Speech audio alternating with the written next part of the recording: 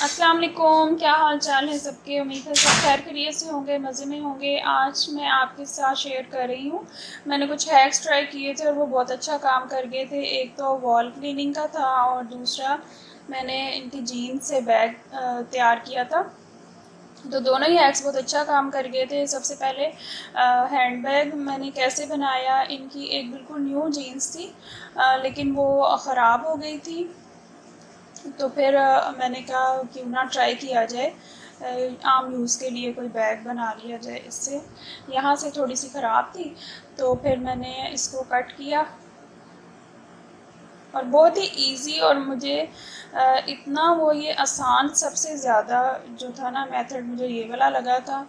और ज़ाहिर है प्रोफेशनल तो हूँ नहीं मैं कि वो घर में मैंने कहा था कि चलें ट्राई करके देखते हैं कि ये कामयाब भी होता है कि नहीं। देखिए खैर अच्छा रहा था। इसको मैंने यहाँ तक, इससे मैक्सिमम लेंथ नहीं हो सकती थी बैग की, बस यहाँ तक कट करके और फिर इसको बीच में से सेपरेट किया दोनों को, आगे वाली साइड को पीछे वाली साइड को। इसको ऐसे कट कर लेंगे सिलाई के बिल्कुल साथ साथ। और मैं ब्लू कलर में बनाती ना तो वो ज़्यादा क्लियर नज़र आना था। खैर ब्लैक में मैंने बनाया। और इसको जब हम करेंगे ना तो आगे वाली साइड थोड़ी नीचे होती है, तो फिर इनको ऊपर से बिल्कुल लेवल करके तो फिर नीचे से इक्वल इसको कट कर लेना है।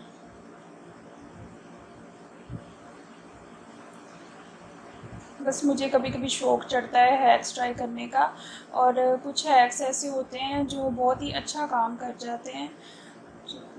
मैं कुछ ना कुछ करती ही रहती हूँ, कभी कोई शौक़ चढ़ जाता है, दिमाग घूम जाता है मेरा, कभी कोई डेकोरेशन की कोई चीज़ बना ली या कभी कोई, तो वो मेरा दिल कर रहा था कि मैं आपके साथ भी शेयर करूँ। हाँ जी, ये इसको कट करने के बाद जो इसका रफ़ एरिया था ना उसको आपने जो है वो सिलाई लगाएंगे ऊपर से, लेकिन आपने उस एरिया को अच्छी तरह से कवर करना है। ये थोड़ा सा इक्वल कर लीजिएगा और फिर इसको ऐसे करके जिप के साथ ऐसे थोड़ा सी टेढ़ी आएगी और फिर नीचे से जो है ना वो उसकी शेप ऐसे बनी होती है। नीचे से भी थोड़ी सी सिलाई लगी थी और ऊपर से सारी इस तरह करके उसकी शेप भी पूरी सिलाई लगेगी। ये सिलाई लग चुकी। अब हम इसके जो नीचे वाली साइड है ना उसको इन्वर्ट करके तो फिर हम इसकी नीचे सिलाई लगाएंगे। और इसको ट्राई करने का मैंने स्टार्ट तो कर लिया और मज़े की बात ये हुई कि मेरी मशीन ने जो है ना वो चलने से इनकार कर दिया। जीन्स के ऊपर वो ज़रा सी कोई होती है ना लेयर्स, तो वो नाजुक मिजाज है ज़रा तो माइंड कर जाती हैं। तो मैंने कहा मैंने स्टार्ट तो किया है, तो फिर मैंने उसको सारा हैंड से मैंने स्टिच किया था, लेकिन डबल सिलाई भी लगाई थी कि ताकि मज़बूत और अच्छा बने। कपड़ा मज़बूत होता है ये, तो फिर सिलाई भी इसकी अच्छी से लगाए ना तो फिर ये काफ़ी पायदार सा बैग रेडी होगा। इसको सिलाई लगा ली मैंने, हैंड से ही लगाई थी। आप मशीन से इसकी दो जो है ना वो सिलाइयाँ लगा लीजिएगा। अब ये इसको हम ओपन करेंगे सिलाई को तो ये ट्रायंगल सी बन जाएगी, बाहर को निकलेगी ना ट्रायंगल। तो इस ट्रायंगल पे हमने फिर सिलाई लगानी है दोनों साइड्स पे। कोई कटिंग नहीं है इसमें, सिर्फ आपने उसके नीचे वाली जो है वो पार्ट को अलग किया और इसकी नीचे से सिलाई लगाएं और ट्रायंगल्स पे सिलाई लगाएं तो ज़बरदस्त सा ये जो है ना आप देखिएगा इसकी अच्छी सी शेप भी बन जाएगी इसकी और ये रेडी भी हो जाएगा। ये ऐसे मैंने इसको हैंड से ही सिलाई लगा ली दोनों साइड्स पे।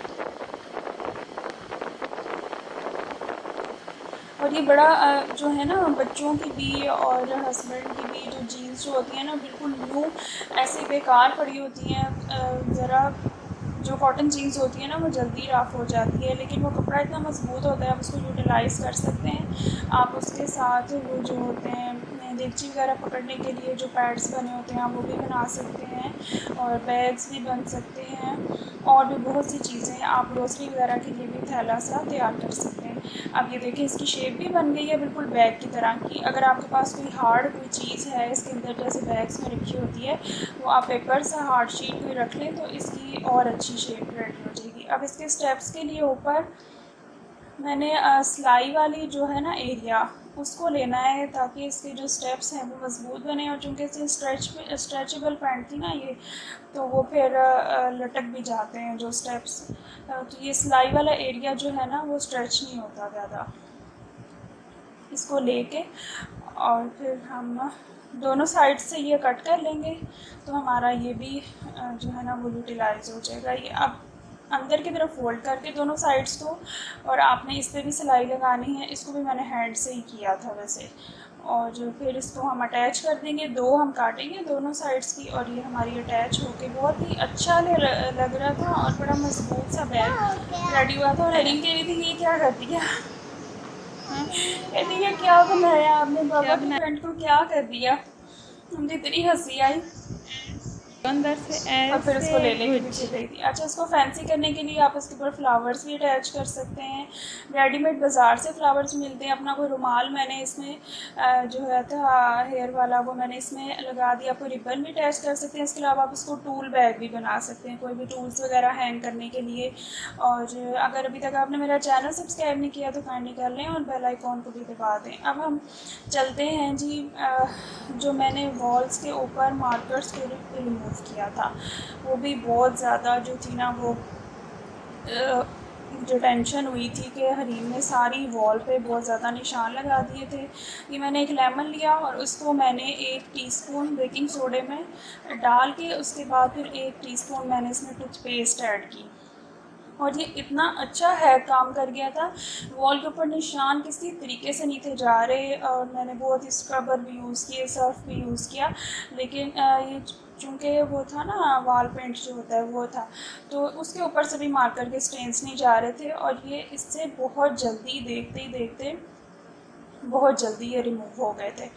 तो आप अगर आपका वॉल जो है ना पेंट नहीं है, डिस्टेम्पर है, तो आप उसके ऊपर जेंटल हैंड रखिएगा, लेकिन उसके ऊपर से भी इंशाल्लाह ये रिमूव हो जाएंगे। ये इतना ज़्यादा ऐसे पूरी दीवार को गंदा किया हुआ था कहीं से। मैं बहुत केयर करती हूँ, लेकिन फिर भी इसको ना हाथ लग जाती हैं भाई की चीज़ें, और उसकी ज्योमेट्री बॉक्स में से निकाल के ना ये माशाल्लाह से पूरे इसने कार्टून बनाए हुए थे यहाँ पे, और ये हाफ़ रिमूव हो गया, अभी भी हाफ़ रहता था।